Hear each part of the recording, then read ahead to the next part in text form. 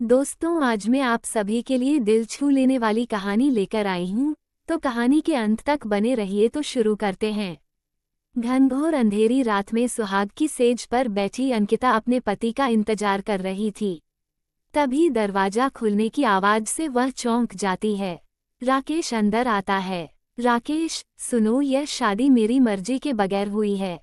मैं तुम जैसी काली लड़की से कभी शादी नहीं करता, लेकिन मेरे मम्मी पापा ने न जाने तुम में क्या देखा। ये कमरा मेरा है, तुम बराबर वाले कमरे में चली जाओ, वहीं सो जाना। अंकिता के पैरों तले जमीन खिसक गई। वह इतने अरमान सजाए बैठी थी। ये सुनते ही उसकी आंखों से आंसू बहने लगे। वह चुपचाप कमरे से बाहर निकलकर दूसरे कमरे की ओर जाने लगी। तभी उसके कानों में ठहाकों की आवाजें आने लगीं। उसने कॉरिडोर से निकलकर सीढ़ियों के पास खड़े होकर देखा तो उसकी सास और ससुर दोनों बैठे हंस रहे थे। ससुर, देखा कितना दहेज मिला है, हमारा तो घर भर गया। अमीर घर से रिश्ता जोड़ने का यही फायदा होता है। पैसा इतना मिला है कि तिजोरी में रखने की जगह नहीं है। सास, वो तो ठीक है, लेकिन इस काली कलमुनी से कैसे पीछा छुड़ाया जाए। मैं तो अपने राकेश की दूसरी शादी किसी सुंदर लड़की से करूंगी। ससुर, अरे वो सब बाद में, अभी तो पैसों के मजे लो और वो घर में नौकरानी की तरह काम करती रहेगी। अंकिता को गहरा सदमा लगा। मेरे पापा से ये सब कितने मीठे बनकर बात कर रहे थे। पापा ने मेरे रंग के कारण ही इन्हें इतना दहेज दिया था। वो पैसों से मेरी खुशी खरीदना चाहते थे। उन्हें पता लगेगा तो न जाने क्या बीतेगी। वह दूसरे खाली कमरे में पड़े पलंग पर बैठी रोती रही। न जाने कब उसकी आंख लग गई। सुबह वह उठकर नीचे चली गई। सास, बहू, तू अपने मायके फोन कर दे, वो तुझे पगफेरे के लिए आज ही ले जाएं। यहाँ हम तेरी मुंह दिखाई कर नहीं सकते, सब हमारा मजाक उड़ाएंगे। अंकिता चुपचाप ऊपर आकर फोन करने लगती है। उसके पापा आकर उसे ले जाते हैं। घर जाकर वह किसी से बात नहीं करती, अपने कमरे में जाकर रोती रहती है। शाम को उसकी ससुराल से कोई उसे लेने नहीं आता। अंकिता को बहुत गुस्सा आता है। वह चुपचाप स्टोर रूम से चूहे मारने की दवा लाकर पी लेती है और अपने कमरे में पहुंच जाती है। कुछ देर बाद वह खड़े होकर इधर उधर देख रही थी। वह अपने आप को बहुत हल्का महसूस कर रही थी। तभी वह देखती है, सामने उसका ही शरीर पड़ा था। वह एक आत्मा बन चुकी थी, जिसकी मुक्ति बहुत दूर थी। ये कष्ट तो जिंदा रहने से भी ज्यादा परेशान करने वाला था।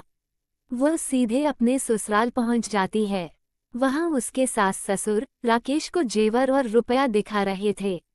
राकेश, मुझे आप लोगों पर गुस्सा आ रहा था, लेकिन अब समझ आया आपका ये प्लान था। तभी उन्हें कमरे में जोर से हवा चलने का एहसास होता है। कमरे की सारी खिड़कियां बंद थीं। उसी समय सामने दीवार पर लगी घड़ी नीचे गिरकर टूट जाती है। कमरे की लाइट भी धीरे धीरे कम होती जा रही थी। पलंग पर पैसे और जेवर बिखरे पड़े थे। तभी राकेश के मोबाइल पर फोन आता है। उसे सुनकर राकेश के होश उड़ जाते हैं। राकेश, माँ, अंकिता के पापा का फोन था। वो बुरी तरह रो रहे थे। अंकिता ने जहर खाकर खुदकुशी कर ली। सास, चलो, अच्छा हुआ खुद ही पीछा छूट गया। चल अभी तो वहाँ चलते हैं। कुछ दिन बाद मैं तेरी पसंद की लड़की से शादी करा दूंगी। तीनों दरवाजे की ओर चल देते हैं, लेकिन ये क्या, दरवाजा अपने आप बंद हो जाता है। सास, कौन है? तभी कमरे में अंधेरा सा होने लगता है। कमरे की रोशनी अपने आप कम होने लगती है। ससुर, अरे खिड़की खोलकर किसी को आवाज दो, लगता है दरवाजा बाहर से बंद है। तीनों दरवाजे को धक्का देने लगते हैं। दूसरी ओर पलंग पर पड़े नोटों में आग लग जाती है। पूरा बिस्तर जलने लगता है। जेवर भी उसमें पिघलने लगते हैं। ये देखकर तीनों डर जाते हैं। तीनों एक दूसरे को पकड़कर खिड़की की ओर जाने लगते हैं, लेकिन ये क्या, खिड़की भी नहीं खुलती। कमरे में धुआं भरता जा रहा था। सास ससुर का खांस खांस कर बुरा हाल था। राकेश उन्हें नीचे बिठा देता है। वो खुद दरवाजा खोलने की कोशिश करता है। पलंग की आग बुझ चुकी थी, बस थोड़ी सी सुलग रही थी। तभी किसी ने राकेश का पैर पकड़कर खींचा। राकेश गिर गया। उसके सिर में गहरी चोट लगी थी। उसके मम्मी पापा को कुछ दिखाई नहीं दे रहा था। राकेश अपने आप को छुड़ाने के लिए छटपटा रहा था। तभी उसने देखा खिड़की के पास सफ़ेद कपड़े पहने अंकिता खड़ी थी। वह जोर जोर से हंस रही थी। अंकिता, क्यों दहेज चाहिए न? रख लो दहेज, मैं अब तुम्हारे बेटे को साथ ले जाऊंगी। सास, बहू हमें माफ कर दे, मेरे बेटे को छोड़ दे। अंकिता, वो देख तेरा दहेज जल रहा है। अंकिता ने दरवाजा खोला तो बाहर रखा सारा दहेज का सामान जल रहा था।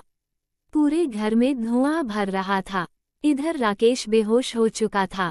अंकिता उसके सीने पर बैठी उसका गला दबा रही थी। कुछ देर तक राकेश पैर पटकता रहता है, फिर वह दम तोड़ देता है। ये सब देखकर राकेश के मम्मी पापा बेहोश हो जाते हैं। जब उन्हें होश आता है तो सामने पुलिस इंस्पेक्टर खड़ा था। इंस्पेक्टर, आप ठीक है? ये सब कैसे हुआ?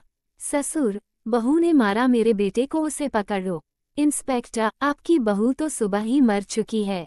सास, नहीं, हमारे सामने ही उसने मारा है मेरे राकेश को, उसे मत छोड़ना। राकेश के मम्मी पापा इंस्पेक्टर से गुहार लगा रहे थे। साहब, हमें बचा लो, नहीं तो वो हमें भी मार देगी। वो यहीं है, आप उस कमरे में देखो। इंस्पेक्टर पूरा घर देख लेता है लेकिन कोई नहीं मिलता। राकेश की लाश को पोस्टमार्टम के लिए भेजकर वह चला जाता है। इधर अंकिता का शव लकड़ियों पर रखा था। उसके पिता बिलख बिलख कर रो रहे थे। सभी रिश्तेदार जो कल तक शादी की खुशियां मना रहे थे, आज उदास खड़े थे। अंकिता ये सब देखकर रो रही थी। पापा, काश मैं इन लालची लोगों के यहाँ उसका रिश्ता नहीं करता, कम से कम मेरी बेटी मेरे घर में तो रहती। अब मैं किसे देखकर जिंदा रहूंगा। अंतिम संस्कार के बाद सब चले जाते हैं। अंकिता अब अपने अगले शिकार अपने सास ससुर को मारने चल देती है। तो दोस्तों, ये थी आज की कहानी। पसंद आई हो तो प्लीज़ लाइक और सब्सक्राइब करें। धन्यवाद। जय हिंद, जय भारत।